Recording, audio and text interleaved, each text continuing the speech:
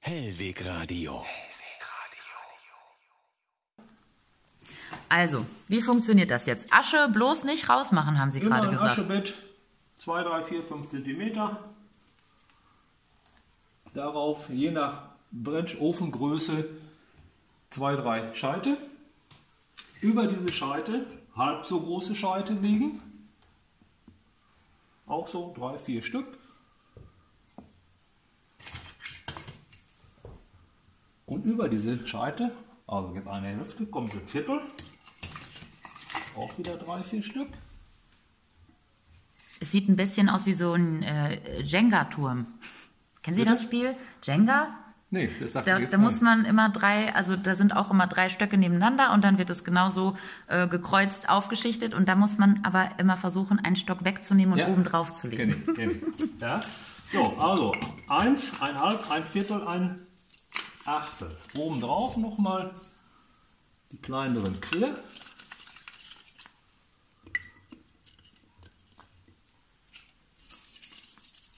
Ja, und dann vielleicht noch ein bisschen Sprichholz drumherum.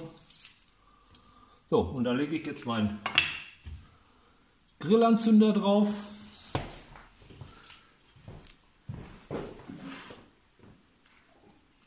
Aha, das ist Holzspäne. Das sind Holzspäne, die gibt es aber auch als in den Wachsform oder in Spiritusform, getrockneten Spiritus.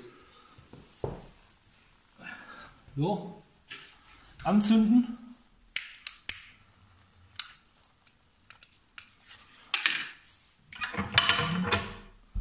Zumachen. Luftklappe auf.